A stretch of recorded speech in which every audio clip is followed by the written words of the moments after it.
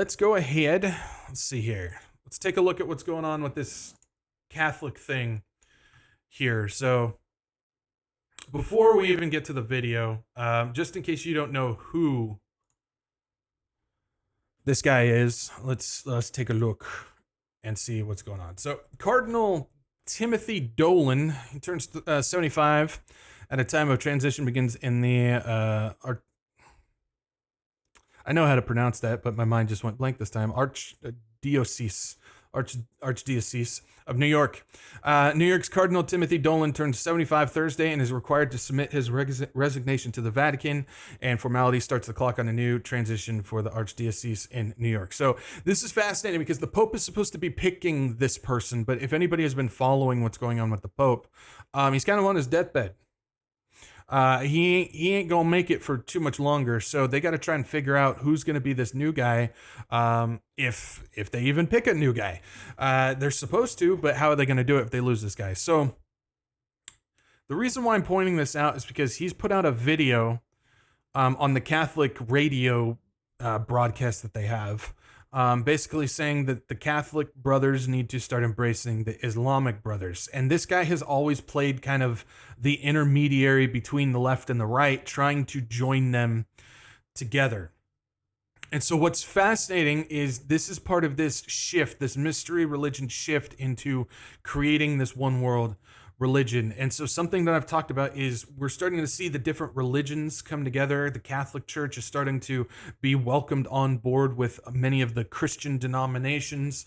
Same with the Mormons are starting to do this as well. We're starting to see a shift.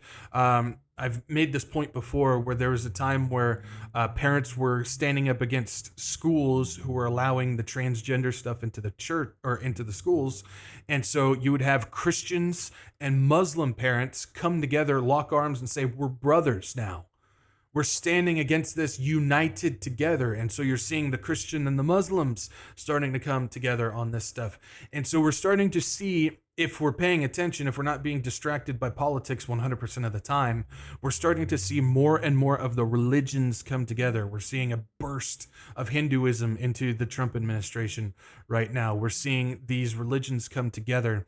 And so as we get closer to that day of the Lord, we're going to continue to see these religions come together. We're seeing a lot of these spiritual faith leaders coming together and saying, well, we're not that different. We're all climbing the same mountain, trying to get to the same God. We worship the same God, just in different ways. And I mean, everybody's heard the Oprah Winfrey's and stuff like that, but these are actual spiritual leaders of these faiths, like the top dogs of things like Hinduism and Buddhism and the different faiths out there, that they're saying the same thing. We're all not that different. We're starting to come together. And so we're starting to see this as well. So, if we keep going, just a little history, background history on this. Consequently, he has to submit his resignation to the Vatican for now. The formality requires in order to make that transition.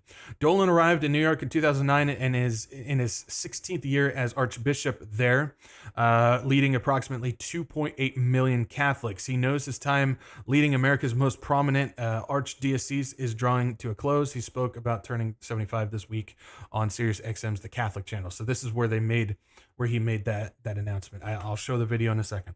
It says, let's see here. Let's jump down. You can see the connection there with Biden on one side, Trump on the other. He's all about trying to unite these groups together. But this is where it's interesting. The whole thing is up to the Pope. Potentially New York could have a new archbishop before the end of the year. It could be days, weeks, months, or years before the Pope actually acts on it. So what happens if the Pope dies? First, they got to get a new Pope in there. I personally don't think that there's going to be another Pope. I think Francis is it. How that plays out, I'm not sure. I just tend to go with that. But hey, I could be wrong. Maybe there will be another one, but they have to get a new Pope in there because he's not going to make it much longer before they bring in a new guy. So that's interesting to note on that. Winfield says Pope Francis sometimes allows new allies such as Boston's Cardinals, the Red Sox. Yeah, where's my khakis? Where's the khakis? Boston's Cardinals Sean O'Malley to serve as the mandatory requirement age of 80. So apparently It has to retire at that point. So it's interesting that they got to try and figure out this Pope situation and a new thing as well. So the church, the Catholic Church, the leadership of the Catholic Church is all kind of starting to tumble down at the same time. Could this be a possible part of the shift into forming these different religions and stuff like that? Again, the Catholic Church is not the mystery religion. That's not the final religion. It's only part of it. So it's important that we remember, again, that's a major thing that gets pushed that's false as well. They think, well, the one world religion is going to be Catholicism. No, it's not. That's going to be folded in. There's a lot of things that came out of Catholicism that are going to come back to Catholicism, and then Catholicism will get formed back into this religion as well. So with the leadership in such disarray with the Catholic Church, this could play a part in maybe that transition into the one world religion. Just something to think about. Kind of hinge on it and see what information comes out regarding that. But there was another thing on here. It might be on a different article. I don't think it's on here. But there's a different article who talks about this guy, basically saying he is the mediator. He is the one that unites the left and the right. He's the one that promotes. He promoted things with Obama. He's one that promoted things with Trump. He's one that promoted things with Biden. He's also one that calls him out on other things as well, in order to keep that middle ground. We can all just get along type of feeling, which is something that, again, kind of moves that mystery religion forward, and compromising on different things in order to keep keep things unified on this. So let's take a look at this video that we got going on and pay attention to what he's saying here, because this is very familiar if you've been paying attention to anything on the Christian side of media as well, because they've been pushing the same exact nonsense. Hi, everybody. It's Friday, the last day of February. Cardinal Dolan here. Thanks for joining. You realize that tomorrow Ramadan starts? Ramadan is the season of penance for our Islamic brothers and sisters. Do they ever take it seriously? It's fasting and prayer. Now, I always remember, I wasn't here in New York long. I got into a cab, and it was kind of a hot day, because Ramadan's not always in March. It moves around, so this must have been a heated month. And I had a bag of some water, and I was so thirsty, I took some water, and I drank it. And I said to the driver, would you like some water? And he said, you bet I'd like some water. I am very thirsty, but it's Ramadan, and I cannot take water till the sunset. That's how seriously they take their fasting and prayer. Now, I tell you that to shame you, because Ash Wednesday's coming up, all right? Ash Wednesday's this coming Wednesday, and that's kind of our Catholic Ramadan. So let's unite with our Islamic brothers and sisters in prayer and fasting. See you at Easter. Did you hear that? Did you hear that? I'm going to shame you to be more like the Muslims. Ash Wednesday is like our Catholic Ramadan. We need to be more like our Islamic brothers and be more like them. That's one of the top dogs of the Catholic Church, pushing the mystery religion. This is the mystery religion. This is mystery religion. And this is about the unification of the religions. This is about blending them together, knocking down walls, showing that we're all not that different when it comes to the religious side, the spiritual side of what's going on. This is something that is increasing tenfold now. This is really moving fast when it comes to this situation. And so it's so fascinating. Again, there's so many, I've shown stuff. There's other guys out there that have shown different videos and whatnot where we see Christian concerts where they bring priests up on stage. Give a hand of applause for our Catholic brothers and our Catholic sisters, and we're so happy to have our Catholic brothers here. It's all about unification. This is what I've talked about when it comes to these different events. There's a Catholic event that had groups like Casting Crowns and some of these other quote-unquote Christian CCM worship artists that were participating. They didn't care that it was Catholic. Catholic is not Christian. They are not one and the same, and they're completely... Catholicism is way over here.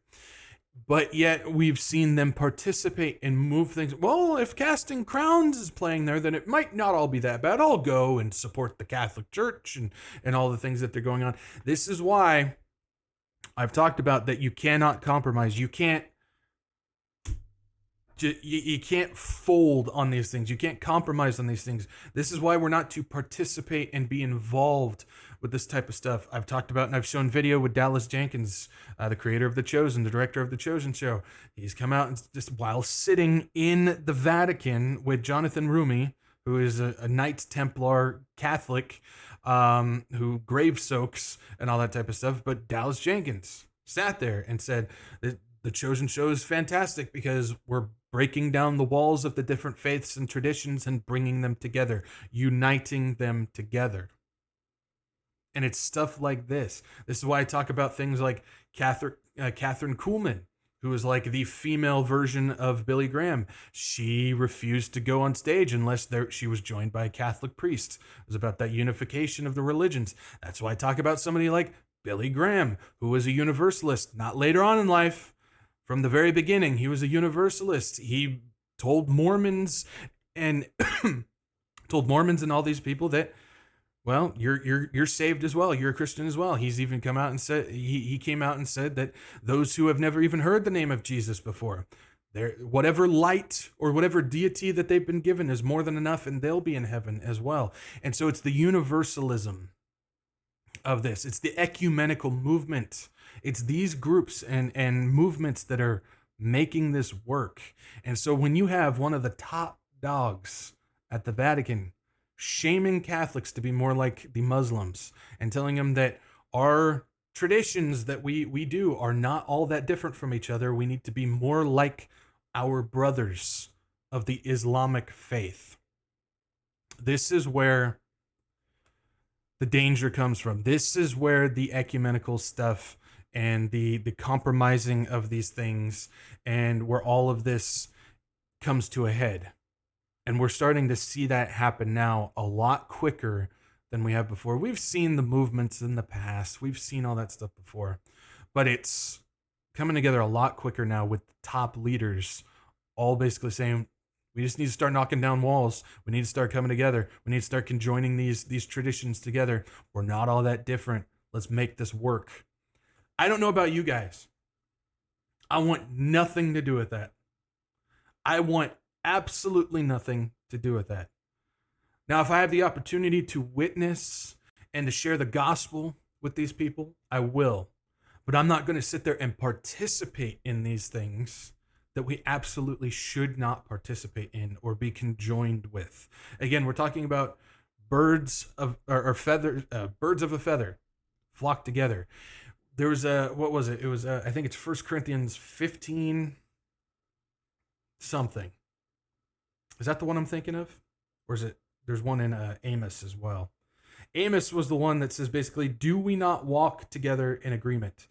And I think that's the Amos one. Do we not walk together in agreement? Basically what that means is if you walk together with someone, you are both agreeing to do so.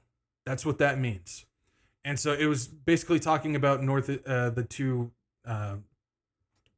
Israel back in the time, but they were one and the same and walking together. And I'm not going to get into that. But basically it's saying if we walk together, that means both parties are in agreement. That's why I talk about separating from these things, because I don't want to walk in agreement with somebody or something or some organization that I know is not walking with God. Why would we want to do that? And so that's where I think all of this is so important, that we don't join together with things like this. Now, this is the extreme, obviously, because it's the Catholic Church and the Islamic Church. But we're going to start stirring the pot a little bit as we start talking about what's going on with the Daystar situation. So